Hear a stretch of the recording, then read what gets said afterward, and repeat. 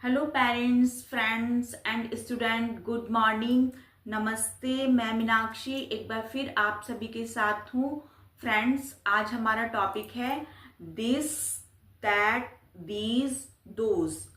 तो आज हम इन वर्ड्स के बारे में जानेंगे। तो किसी वस्तु, व्यक्ति, जगह की दूरी या संख्या को बताने वाले जो शब्द होते हैं उन्हें हम दिस, दैट, दीज, दोज कहते हैं। ठीक है फ्रेंड्स, इसका यूज हम एक दूसरे का परिचय बताने में भी करते हैं। जैसे Sonia, this is my brother. ठीक। और टाइम के लिए भी हम दिस और दैट का यूज करते हैं। ओके। और देखो, इनका ये शब्द दो तरीके से और भी यूज में आते हैं, जिन्हें संकेतवाचक विशेषण भी कहते हैं और संकेतवाचक नाउन भी कहते हैं। देखिए, जैसे कि ये जब अपना नाउन से पहले आते हैं। ठीक है। जैसे कि दिस बुक इज माई। ठीक। तो दिस बुक आया ना, तो बुक से पहले आ गया ये, तब ये क्या कहलाएंगे? संकेतवाचक विशेषण कहलाएंगे। इसी तरीके से जब ये आएगा this is my book, this ये अकेला आ रहा है जब, तब क्या कहलाएगा? ये संकेतवाचक नाउन। ठीक है। ये समय बताने के लिए भी किया जाता है दिस का प्रयोग और दैट का प्रयोग। ठीक है। और फोन पर अपना परिचय देने के लिए भी किया जाता है कि एक दूसरे का परिचय दे रहे हैं तब। तो इसका आपने परिचय तो जान लिया किस तरीके से। अब छोटे बच्चों को मतलब एलकेजी से भी प्रयोग कराया जाता है या यूकेजी क्लास से दिस और दैट का परिचय कराना शुरू हो जाता है। तो अब हम इसका प्रयोग देख लेते हैं बुक और एक टेबल के द्वारा कि किस तरीके से बच्चों को हम समझाएंगे। क्लास 1 से सेकंड थर्ड के बच्चों को दिस और दैट का यूज किस तरीके से कराना चाहिए, तो ये एक बुक में और एक टेबल के द्वारा हम समझाएंगे आगे। ठीक है फ्रेंड्स। हेलो फ्रेंड, हम देखेंगे इस बुक में पिक्चर के साथ this, that, these and those का यूज। देखिए, इस पिक्चर में ये बॉय है जिसके हाथ में बैट है और सेंटेंस है दिस इज अ बैट। तो ये कौन सा है हमारा सेंटेंस? संकेतवाचक सर्वनाम, डिमोनस्ट्रेटिव प्रोनाउन। इसमें क्या है कि दिस पहले आ गया है वाक्य के। ठीक है। तो और ये दिस क्यों लगा है यहाँ पे? क्योंकि ये जो बैट है बिल्कुल पास में है, इस बॉय के हाथ में है। और इज क्यों लगा है? क्योंकि दिस इज एक बैट है और एक बैट के लिए लगा है। और बैट की स्पेलिंग ठीक। तो this is a bat. This माने यह है, इज माने है, ए माने एक, बैट माने बल्ला। यह एक बल्ला है। ठीक है फ्रेंड। तो हमने इसका एक सेंटेंस देख लिया। दूसरा सेंटेंस है दिस इज अ ट्री। यह एक पेड़ है। तो यहाँ पे देखिए, ये लड़की पेड़ के बिल्कुल पास में खड़ी है। तो पास वाली चीज के लिए क्या होता है? दूरी बताने के लिए बताया जाता है ना दिस का यूज। तो यहाँ पे ये लड़की बिल्कुल पास में इसके है पेड़ के, और एक पेड़ है तो एक लगा है ना। और इज, एक ही लड़की है, एक ही पेड़ है, तो इज लगा है यहाँ पे। दिस के साथ इज लगता है, हमेशा दिस के साथ इज लगता है। ठीक है। ये ध्यान रहे, यहाँ पे भी दिस के साथ इज लगा है। दिस हमेशा सिंगुलर होता है, दिस हमेशा सिंगुलर होता है और इज भी सिंगुलर होता है, तो दिस के साथ इज लगता है हमेशा, ठीक है।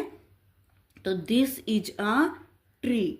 अब यहाँ पे थर्ड सेंटेंस ले रहे हैं हम, दिस इज अ कार। यहाँ पे देखिए ये गर्ल है, ये बिल्कुल कार से टच हुई है, पास दूरी बता रहे हैं यहाँ पे कि ये लड़की कार के बिल्कुल नज़दीक में है ना। और एक कार है इसलिए ए लगा है, ए कार, ठीक। और इज लगा है यहाँ पे भी, this is a car, okay. तो दिस के साथ इज लगा और दिस पहले आ गया है वाक्य के, तो ये कौन सा है सेंटेंस हमारा, संकेतवाचक सर्वनाम, डिमोनस्ट्रेटिव प्रोनाउन, ठीक। मैंने बताया था ना कि ये शब्द दो तरह से यूज होते हैं, एक तो संकेतवाचक विशेषण की तरह से, एक संकेतवाचक सर्वनाम की तरह से।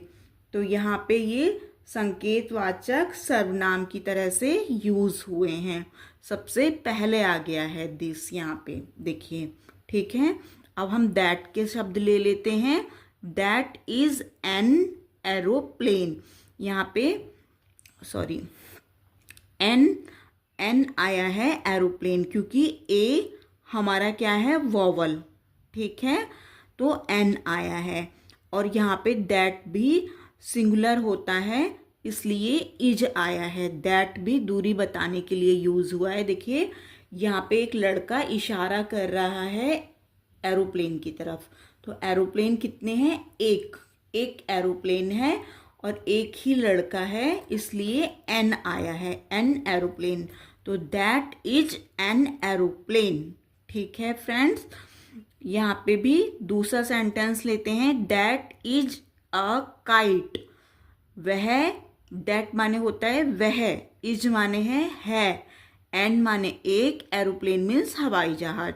दूसरा सेंटेंस है दैट इज ए काइट, वह एक पतंग है। तो वो ये लड़का पतंग की तरफ इशारा कर रहा है, पतंग एक है फ्रेंड्स और लड़का भी एक है, तो वह कह रहा है कि वह एक पतंग है। दैट माने वह, इज माने है, ए माने एक, काइट माने पतंग, तो यहाँ पे दैट के साथ इज आया है। और काइट क्योंकि व्यंजन है का से, तो के आगे ए आया है, ठीक है फ्रेंड्स। अब यहाँ पे थर्ड सेंटेंस लेते हैं, दैट इज अ रैबिट। तो that is a rabbit, that के साथ इज आया, सिंगुलर है, ए रैबिट, रैबिट र व्यंजन है इसलिए ए आया है।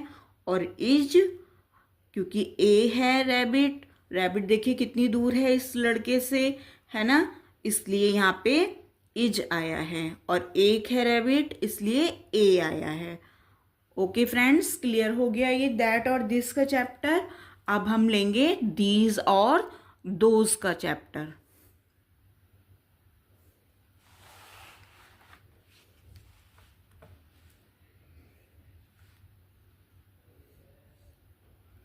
देखिए दीज और दोज, ठीक है friends. These are grapes, these are grapes में देखिए दीज के साथ आर आया है फ्रेंड्स, ठीक है, क्लियर दिख रहा है आपको सबको।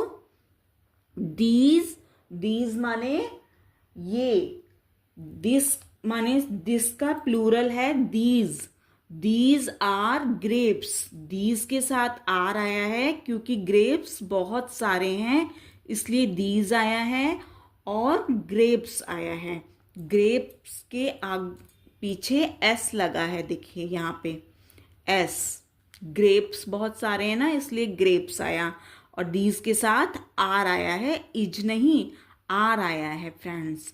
आर माने है, पीछे बिंदु लगा है, देखिए है, ये वाला है, ये वाला है, बिंदी वाला है, क्लियर दिख रहा है इसमें आपको।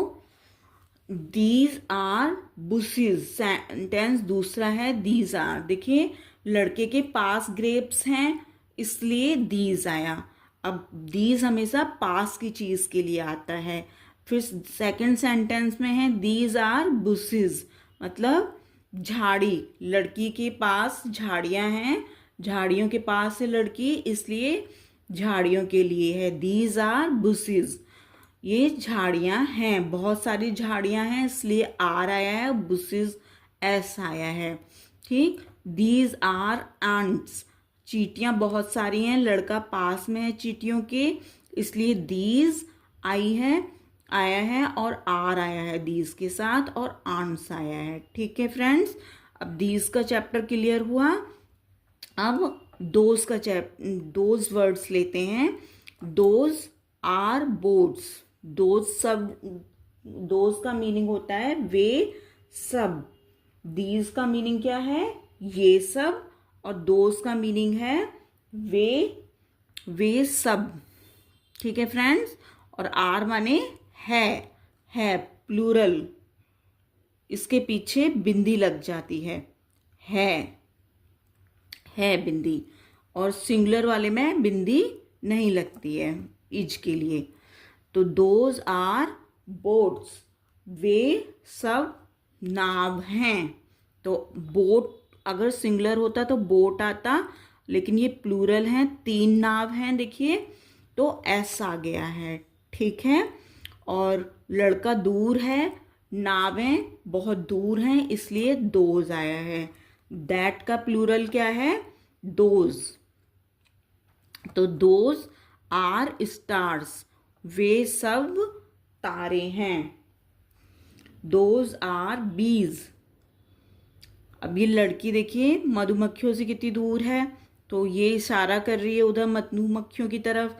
तो दोज आर बीज, वे मधुमक्खियां हैं। बीज एस आ गया है, और दोज के साथ आर आया है।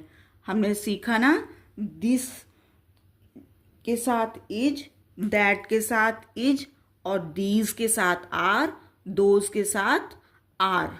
ठीक फ्रेंड्स, क्लियर हो गया ना। अब पीछे एक्सरसाइज हैं, आप अपने बच्चों को एक्सरसाइज दे सकते हैं इस तरीके से बना के, और उनका विजन क्लियर कर सकते हैं दीज और दोज के साथ। मैं एक टेबल दे देती हूँ आपको, तो आप इससे भी विजन क्लियर कर सकते हैं बच्चों का। फ्रेंड्स, ये मैंने एक टेबल दी है आपको,